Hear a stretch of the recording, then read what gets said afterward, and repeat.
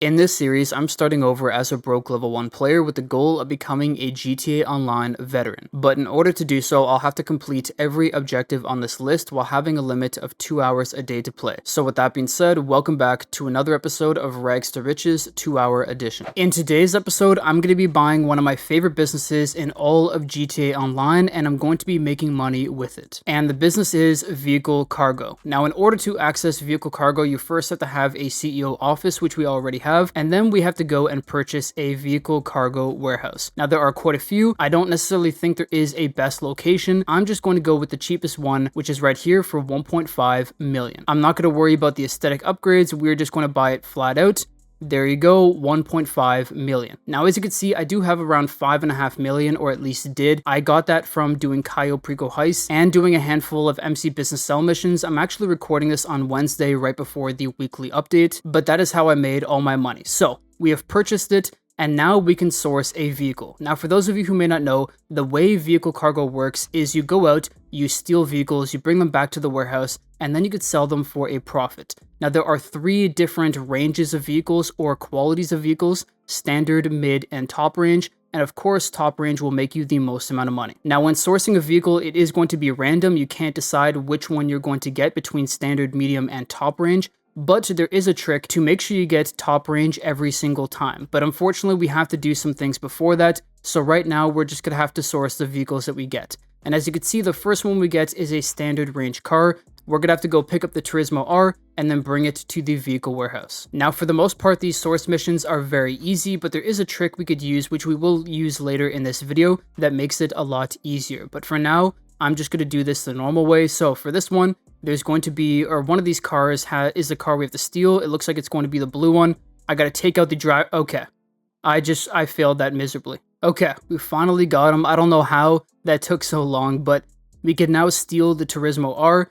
And as you can see in the bottom right hand corner, the way these missions work is if you incur any damage on the car, it will be deducted from the amount of money that we make. So far I have incurred $3,800 worth of damage, which is actually brutal. So I'm going to try not to damage the car anymore on the way back to the warehouse. Now, the reason why I say this is one of my favorite businesses in the entire game is for a couple reasons. One, we are literally doing what the game is named after. We are committing Grand Theft Auto, but that's obviously not the main reason. The main reason is because we get to go out, steal really cool vehicles, drive them around, and make money off them. And so what that allows us to do is try out vehicles that we might want to buy without actually having to buy them. We just get to steal them and drive them around as much as we want. And because there is such a wide range of cars that we can get to steal, you actually get to experience quite a few different cars in the game that might broaden your horizons of what you like to buy and what you like to drive around. So here we are at the very end of the mission. We're going to drop it off at the warehouse. $38.70 is going to be deducted, or I'll have to pay that because of all the damages. And now we could go and sell the vehicle if we want. Now, in order to sell the vehicles, we're going to have to go over here to the office, sit down at the computer. And when we go into the computer, we're going to see the screen that allows us to sell every vehicle. So as you can see, we can click on it, click export, and sell if we would like. Now, there are a few different ways to export. You can export to a private seller, or a private buyer rather, to a showroom, or a specialist dealer. Specialist dealer will always pay out the most regardless of the car, but it will require you to put extra money into it in order to do so. Now, as you can see, the standard range cars do not sell for a lot, and every car of a certain range will sell for the same amount, so you're never going to want to sell standard range.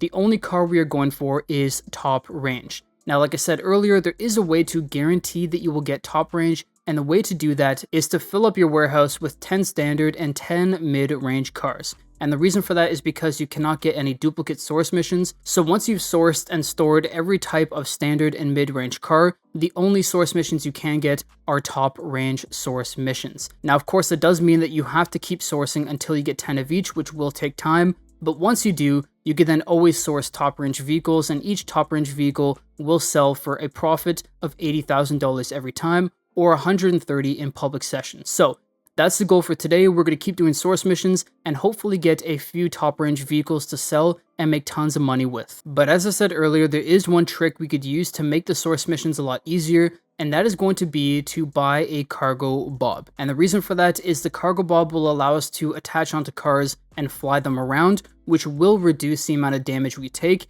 and therefore increase the amount of money we are making per car. because as I said and as I showed, if you take damage, it will come out of the profits, which means we make less money. So we got the cargo bob there. We're now going to head back to the Maze Bank office and start up another source mission. Okay, we are back here at the Maze Bank office. We're going to source a vehicle, and this time we get another standard range car. So in order to use the cargo bob, what I'm going to do is I'm going to request my Oppressor MK II, and then I'm going to call up Pegasus, and from Pegasus, I'm going to be able to request my cargo bob. If you have the Maze Bank West building like I do, it's always going to spawn here at the Vespucci helipad, and then from here we could fly over and pick up our car. Okay, so we've arrived here at the Jester. I'm going to deploy the latch there, good. And this is going to be a bit of a tight squeeze here. I'm going to see if I could do this. If not, I'm going to have to just pull the car out. But can we? Okay, we got the Jester.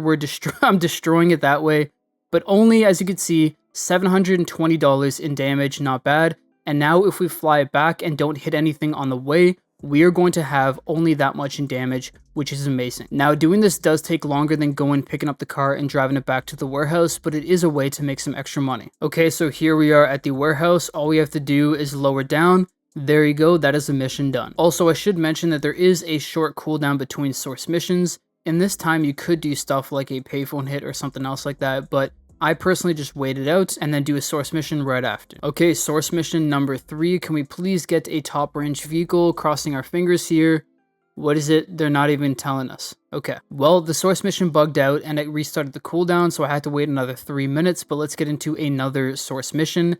This time we did get a top range. We got the ETR-1. Okay, so for this mission, I first had to get a cargo bob from the Humane laboratories. I probably could have used my own, but I'm just going to go with this one. And now we could go pick up the ETR-1. Okay, so we are out here in the middle of the water, and the ETR is going to be right there in the center, the pink one. So we are going to drop down here with the cargo bob. Not that low, didn't mean to get that low. Let's hook onto it. There you go, we've hooked onto it. And we currently have $0 for the repair cost. And if we could get all the way back to the warehouse this way, we will be making maximum profit. We do have 2 buzzers on us though, so this might get a bit interesting. And here we are back at the warehouse. I took $1,600 in damage from the buzzards, but that is it. Now we're going to get into our first sell mission of this top range vehicle. Now the reason why I'm selling it right away is because, as I said earlier, you can't get duplicates of a car, so if I want to be able to get the ETR-1 again in a source mission, I have to sell it and get it out of here. So as you can see, once again, we have 3 options for selling, and the biggest payout is going to be $100,000 for a specialist buyer, but you're going to have to spend $20,000 in order to modify it. So that's what we're going to do. The max profit we could make is 80 grand, but as we know, we already incurred $600 in damages, but that's fine. We're going to remove the tracker. We change the plate. We're going to change the primary color. Might as well make it chrome. It really does not matter what you do here. So we got the primary and secondary color changed. We got wheel type, high end, and now we are done. Okay, so for this mission, we have to drive about 5 miles. Now there will be some NPCs coming after us, so what I'm going to do instead is I'm going to call up my cargo bob and I'm going to fly to the destination to ensure I don't incur any more damages. Okay, here we are, just attached to the ETR-1. Now we could fly to the buyer. Now, as you can see, some NPCs have just spawned in, and that would be an issue if I was driving it, but because we have the cargo bob, we're going to avoid that entirely. Okay, here we are at the buyer. We're just going to drop it down. There you go. And that is the mission done. So $100,000 minus 20k for the modifications, which means 80k would have been our max amount of money we could make. But because we incurred a couple $1,000s in damages, we ended up making probably 77, maybe 78,000 in, what was that, maybe a total of 10 minutes of work. Not too bad at all. Now there is a 20-minute cooldown for selling vehicles, so what I'm going to do now is keep sourcing until we could sell another. Okay, so I'm currently sourcing a mid-range vehicle, and this is the kind of thing that I'm talking about when I say you get to see a ton of different vehicles,